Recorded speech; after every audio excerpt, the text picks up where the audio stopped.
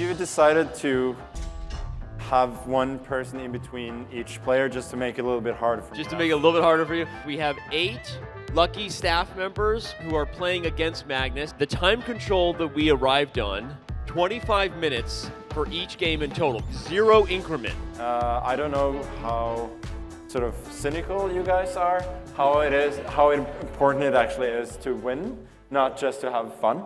Because to me, obviously I want to win. Let the games begin.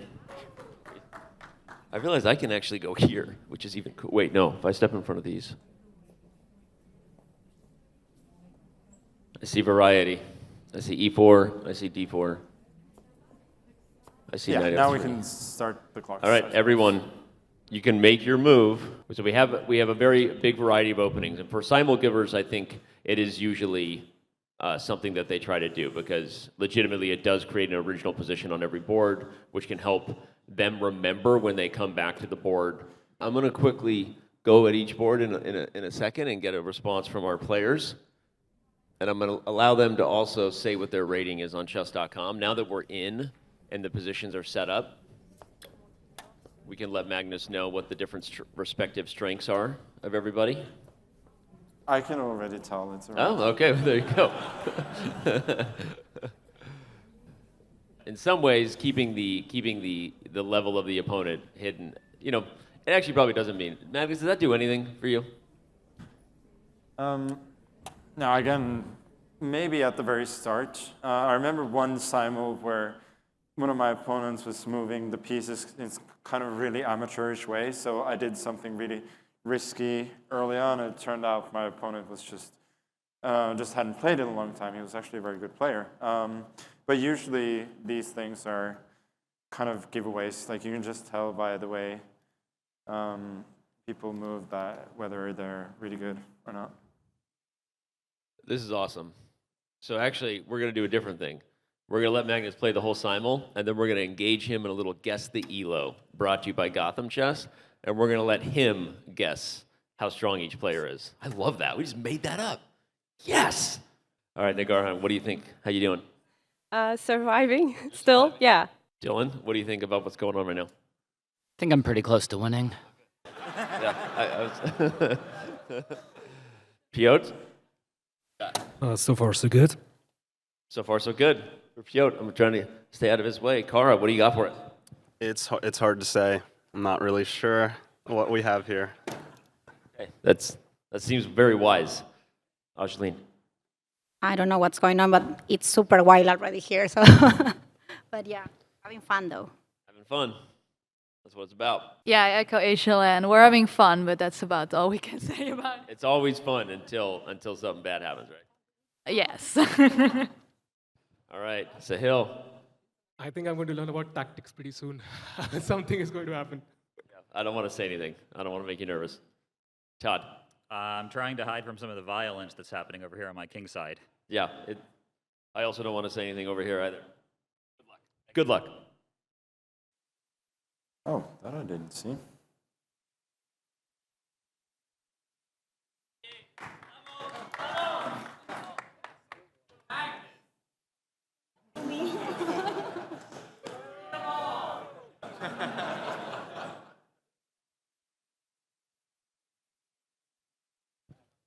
A couple of boards are really crazy. If we look at Ajleen's game right now, Ajleen, go for it. It's pretty wild. You've got a bishop pinning the rook on a4. If you look in the lower left corner, pinning the rook to the queen. That's an exchange if she wins it. So yeah, let's keep an eye on Ajleen. Ajleen, no pressure. You're doing great. I think you've got the biggest cheering section. You already know that. And remember, everyone, when I say you're doing great, you could be moments from checkmate. I actually, no, I am not Magnus Carlsen. Speaking of being moments from checkmate, I don't want to look over there. You know who you are. We love you. We love you. The board is purple and you're glorious. But we do love you. Okay. So that's happening. That's happening over on the far right. One of the ones that I think has the potential to either go the distance or go very wrong could be our board from our live chess godfather here. What I mean by that is it's managed to be a pretty close position, but he's also using a lot of time. Dylan actually holding his own. You see that brown board right there in the middle? He's down a pawn. He's down a pawn, but it's not an easy pawn to convert. It's going to take Magnus a minute. So keep your eye on that board with Dylan. You see White has 4 pawns versus 3. Yeah, here for Dylan, right? Let's go. White has 4 pawns versus 3 on the king side on that brown board. Time is of the essence here, and one person has run out of time. Nagarhan, where'd you go? We love you. We want to talk to you real quick. Post-game interview. Post-game interview. Okay. So, you brought your A game. Yes. What happened? Got checkmated. Some would say what happened was you were playing Magnus Carlsen. What do you think? Yeah, it was a once in a lifetime opportunity. I would like to thank you and everybody for making this happen. I feel very lucky, and it was amazing. I wish I could play better. It was fun, right? It was great. It was fun. Yeah. You played great. He's pretty ruthless on the chessboard. I know. So there you go. Well, thank you for doing this. Let's hear it for Nagarhan, everybody. We'll hear that applause also for Magnus. One foe is down. Magnus is down to 7. Similar to Piotr in terms of a time disadvantage, but if we look right above the gray to the blue, we've got a pretty equal position going on here. The only real difference is the knight versus the bishop dynamic. You see that White has that knight on b5. That's Magnus. Bishop on e7. Again, I'm noticing a theme as I'm now going board by board and actually look at the clock. Magnus somehow, he's supposed to be the guy who's down on time in every board, but he's actually up on time at every board right now, and significantly so in some of them. So, team, you're doing great. You stick with it, but there's no help coming. So, I don't know, maybe speed up? I don't know. Kara's position still has every piece on the board besides one set of pawns. That's pretty good, right? And Kara's on pace here with a lot of pieces still on the board. Wait, now we got some stuff coming off. We got some stuff coming off quickly. The board's opening up. And just like that, Kara's down a piece. The position is actually really wild between Ajaline and Magnus, because if I'm doing the math right here, Ajaline won that exchange. Yeah. Her rook on f5, though, is currently under attack. I don't think I'm breaking any news there. Big moments on that board coming, big decisions, because Magnus is down material, but his pieces are arguably better if the attack opens up on the king side. So Ajaline knows it, the pressure is real, and game on. Looking at the green board here, Micah and Magnus, this is a super close position. Of all the games, while the time advantage is there for Magnus, I'm not sure what's going on there, and there's definitely a chance for that one to take a very long time. Not a single pawn has been traded. In fact, not a single piece has been traded, and Magnus just offered to exchange the bishops with bishop f3. So, again, shout out to Dylan, heading toward an endgame, only down a pawn. This is a game that Magnus would win in his sleep, but hey now. He doesn't have time to sleep. Hey now. Hey, I mean, just being honest, right? But it was a compliment, Dylan. Sahil still holding his own. The queens have come off. The ladies are traded. And Magnus's endgame advantage is all really based around what's about to happen on the d file. Magnus played rook d2. He wants to bring more pieces to the center and try to gang up on those weak pawns. The queens have come off against Ajaline. That's definitely a win for the defender. I mean, Ajaline is putting up defense right now against Magnus Carlsen. All right, not sure how Magnus is feeling. Magnus, how you feeling about your time and about stuff? I don't know. I feel like I'm getting outplayed on like 3 or 4 boards, but I'm successfully tricking a few still. So, it's looking reasonable, but I'm not like super happy.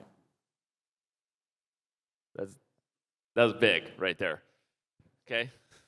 He definitely agrees. There are some games here that could not go his way, may not go his way.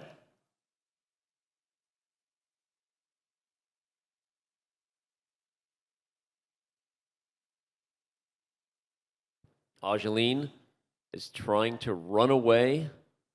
Run away. It's getting scary. Turns out the queen's coming off the board. Didn't mean the attack was over. Dylan did grab a pawn on a2 with that queen. I hope it felt good when you took it, because you might regret it. That's all I'm going to say. I hope it felt good when you took it. The game that looks the most tame, hey, that rhymed, is our green board here on the edge. Micah, but unfortunately she's getting down on the clock. So she's using her time well. I'm holding back thoughts about how strong the players are, because I really do want to give Magnus a chance to do a quick guess the elo. It would be fun. Piotr trying to defend, getting the queens off the board. He trades on e5. Magnus will see it when he comes back. The question is, will getting the queens off be enough to stop those rooks from doing dirty work on the 7th rank? The answer is no. Yeah. Okay. There you go. Yeah, there you go. All right. Dylan, you're awesome. Dylan, you're awesome. It actually was a great game by Dylan. We like to tease because we love him. But Dylan actually played a super solid game, was headed for an endgame, down a pawn. Unfortunately, come on over here, man. You did get a little gritty with that pawn there. I mean, I don't know what happened. But It's interesting. That's all I'm gonna say. it's interesting what happened. It was a subtle move. It's hard to see. I mean, how many grandmasters would have seen that? Can we pull some super GMs? Like, I gotta say, it was a great experience, and as far as like the way to lose goes, like it was a really cool tactic, and it feels kind of good to go down that way as opposed to all the other ways I normally lose chess games. So I appreciate it, and thanks for putting this on, and I appreciate Magnus's. All right, awesome. Let's hear it for Dylan and for Magnus, winning game number 2 in interesting fashion, according to Dylan. We're going to let that sit. Anyway, no, it was a great checkmate. We see it on the board. For those who missed it, the move rook to e8 check from Magnus a moment ago. Let's say on that brown board, because it's instructive. Unleash that bishop on c3. We're looking at the brown board. There's a bishop right there. Use the letters and number coordinates, c3. And the bishop and queen were lined up together all the way over there against that black pawn. And because of that, Dylan had no choice. If he had taken the rook, it would have been checkmate on g7. He ran the king to f7 to give us a unique, I don't even know what the name of that checkmate is, but oh, we have another board that went down over here. Oh, it went over quickly. Oh, I'm so sorry. We missed it. I was given a breakdown of the other game. That was the game that we thought maybe, they're dropping like flies. Angeline, what happened? Okay, Angeline, let's hear it for Angeline as well, and Micah. Okay. Magnus is starting to get jiggy with it over here, getting us closer to just a few games. Oh, well, we got another one. We got the Godfather goes down. Piotr can't survive the onslaught of the rooks. There's a threat of checkmate on h8. I can't even keep up with it anymore. Magnus is putting on a show here. I don't know who even finished first. Real quick, your position was great. It was closed. You were holding your own. It was solid. I wouldn't say so, but it's kind of cool to lose without having captured a single piece of your opponent, not even a pawn. You really feel massacred. Like, can't describe the feeling. I don't think it ever happened to me before, so that's cool. Okay, so once in a lifetime. Can add it to my achievements. Well, great. It was great to watch, and I am sorry it unraveled so quickly, but thanks for doing it. It was really fun, so. Great. All right, Mike. Let's hear it for Mike, everybody. All right, Angeline, we've got more here. You won the exchange. You were defending. What happened? I took the pawn on c4. I took the rook on b3. I was like thinking, like, this is the time of my life. I'm doing it. Yeah. But then, like, I wasn't. Been there, right? That's the moment you think it's going well. Yeah, and then I don't know, I managed to exchange queens, but it was not enough. Like, All right. Well, great game. Let's hear it for Angeline again, everybody. All right, we've got 2 more. Todd and Piotr. I don't know where you are. You got to come find me, so we can give some attention here to Kara and Sahil, it's coming down to Kara and Sahil here. Last player standing. Piotr, how'd that go? I'm happy I used all my time. I mean, I was like down to 30 seconds, I think. Great playing Magnus Carlsen. It was the best experience. Yeah, thanks. Awesome. Thank you. Let's hear it for Piotr, everybody. All right. Kara and Sahil. It's getting down to it here. Sahil holding his own, but down to a minute on the clock. Kara, also great king activity. Always bring your king to the center in the endgame, no matter what, even if it gets checkmated. Todd, how'd it go, man? Well, I just played the French for the first time over the board against Magnus Carlsen, so I do get points for confidence. Yeah, I actually liked my position for a while. I thought the opening went reasonably. It was like he was trying to kill me on the king side, but I was holding things together. At some point, I snatched a pawn on the queen side, and it looked like I was holding off his attack.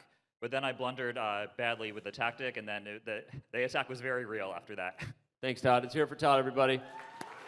All right. I think we've caught up with everyone here. Let's catch up with the positions. Sahil looks like he just allowed a fork on c6. It's not winning any major material, but those pawns are a problem. And they're passed. They're going to become queens. I don't know how to keep us on the edge of our seat here. It's not looking good. But he's got some checks going in the center. Going to try to attack Magnus's king as best he can.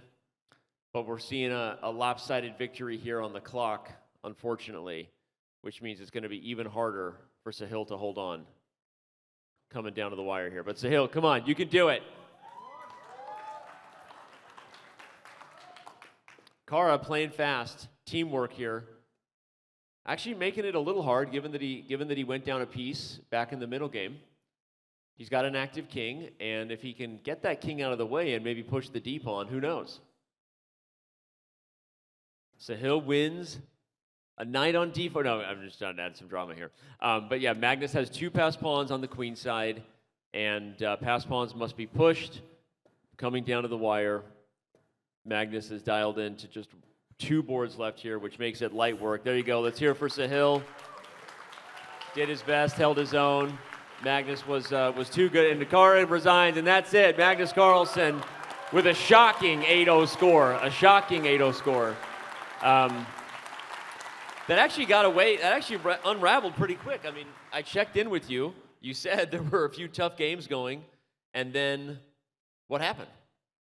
I think there were several boards where I was struggling a bit. Especially, I felt like Todd didn't play the opening very well, but then he had like a stretch of 10, 15 moves where like he exchanged the bishops, then he managed to build up a secure king position, and at that point, like I'm just positionally busted.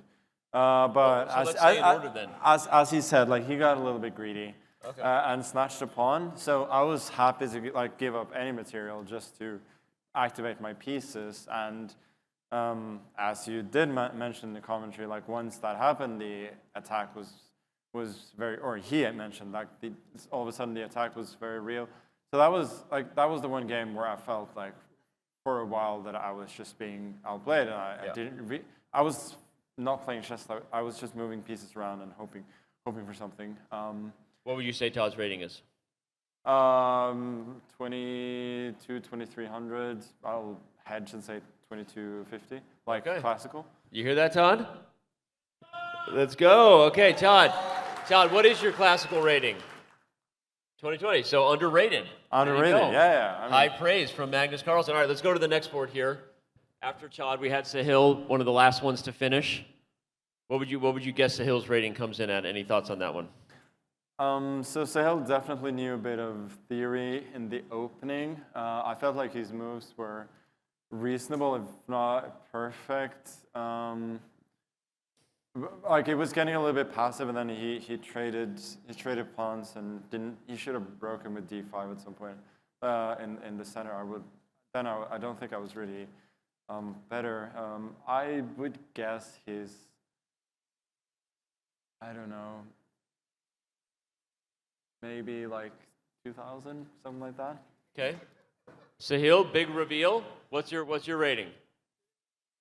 2200. Okay. Okay. Yeah. There you go. Goes back and forth. All right. Yeah. So I've missed pretty. This is why I don't do this. For No, this is fun. Actually, I think I think it might be accurate to the play. All right, Angeline, I think you know Angeline's a good player. What are your quick thoughts? Could she have defended that, or was the attack always going to break through? Yeah, I mean, first of all, I had a really good position from the opening, and then I missed first. First of all, like I was unhappy with the opening because it's like a really slow game, and so I feel like I'm having to think a little bit because the plans are not obvious to me, and that's not very good That's when not you're a good idea, yeah. when you're playing a simul. But yeah, I first blundered a pawn and then an exchange, and I thought she was holding on well. I think, at least practically speaking, I always had good compensation. But yeah, I mean, it was not easy to defend at all. I think she did a good job for a while, but I wanted to say something when you praised her for trading queens and so on, because I felt like at that was a point, big you know, mistake. no, it wasn't a mistake, but it doesn't really. It's a good thing to learn for some people. Like some people think like if you exchange the queens, then the attack will stop. But in this case, like the queen is by far the best defender, and the rest of her pieces were not coordinating. And so even without a queen, I think I was doing great there. You hear that, everybody? I told you not to listen to my commentary. There you go. Trading queens was bad. But I think I know. I mean, she's the woman I am, and I don't think Angeline plays a lot of chess, classical chess or tournament chess anymore. But I would guess she's 21, 2200, 2200. Angeline? 2100? Okay, pretty dialed in. All right, take that, Gotham Chess. Magnus Carlsen, guess the ELO better. All right, now we go on to, okay, sorry. We're talking about Angeline. We had Kara's game here. It was a game that also felt like it was in the opening, early middle game for quite a while, and then it unraveled. Yeah, it was a bit strange because he didn't play the opening very well, but I felt like I didn't punish it, so he had quite a reasonable position. And then, like, I don't know if he panicked or what happened, but he lost a piece there. And after that, of course, I should win, but he started to play really well and put up a lot of resistance. Rating is like, it's very hard for me to say. It could be like anywhere from 1,000 to 1,500. I would guess 1,300. Okay. Kara? Where you at? 1550. Okay, there you go. USCF, 1550. All right. Here we go. We've got Piotr over here. This was the godfather of live chess, like we said. What happened here? Yeah, it was. Well, I sacrificed a pawn in the opening, which was, I think, interesting, but maybe not fantastic. I think he was holding on well for a while, but as he mentioned himself, it was kind of all about this The pawn. the alpha zero pawn, as they call it. And yeah, he tried to alleviate the pressure with exchanges, but that only made my attack stronger. But yeah, it was never easy, of course. What would you guess? 1800 maybe. That's pretty close. Pio, where you at? You're like 1900? What? Okay, yeah, I think I thought you were like 1900. Once a long time ago. Okay, yeah, but there you go. Pretty accurate. Okay. All right, and now we had Dylan. Felt like he might have been one that could have been in for a long fight if he really made you convert the 4-on-3, but then things got a little crazy. Yeah, I mean, it's typical. Like, I felt like I was floundering there for a bit. First of all, like, I had a very pleasant position, but as you said, like, it's one that usually takes a lot of time to convert, and while you're having to look at a lot of games, that's, like, a little bit worrying, but yeah, then I mean, I set him one trap there, and he fell for it, which, you know... Dylan. Like, I wouldn't have done that if my move was objectively really bad. It was just like one of those free rolls, like you can put up a trap and you know, without any consequences. It's hard for me to say. Like, none. I felt like none of his moves were great, but also none of his moves were like really bad either. Yeah, that's No, like that's his life philosophy. yeah. So it was all like, it's very hard for me to say how good he is. 1500 maybe. Dylan, big reveal. 1700. I feel like I keep like lowballing people. I'm really sorry about that. No, you're doing great, man. I'm just out of touch. You've done That's the the opposite problem. too. And then Nagarhan's game, obviously, she's a streamer, so maybe you already know. But this one, I don't know. It was the first one done. Yeah, again, like I don't think she made any moves that were unreasonable. And you know, sometimes you like get a little bit unlucky, like running into a tactic like 95. I don't know, like 1400, 1400. Nagarhan, 1200. There you go. Yeah. No, I think you were pretty accurate for the most part. So, all right, man. Well, We're missing one board, I think. But oh, we skipped one. yeah. Who did we? Oh my God! I walked too fast. I'm so sorry, Micah. We missed your board. Yeah, this was one that. Oh, that's because it was set up. I missed it. Okay. Yeah. So what happened here? None of the pieces were traded, but she got low on time. Yeah. I mean, first of all, it was like a King's Indian reversed, and she played h6, a move 4 or something, and. I mean, that's like the first sign that she's a serious player, because that's like an expert. Like, you know, you could make that randomly as a novice, but nobody like in between 1,000 and 2,000 makes that move. Yeah. Basically, like it's either you know something or you know nothing. Or you know nothing. Right. And yeah, after that, I thought she played very reasonably, and then just ran into a fork. Like her position was like a little bit sad, but it wasn't terrible. Like there wasn't a lot of counterplay for black, but we would have had to maneuver a lot if I were to win. Yep. So I'm guessing 2100 maybe. Okay, Micah. 21-7. Okay, you were pretty dialed in actually. I know it's always awkward, but all right. Well, yeah, I mean, I thought you were going to get in a little more trouble given how it was going, but you finished it. Yeah, I mean, honestly, I thought the game was against Todd. I was going to lose in a really embarrassing fashion. So,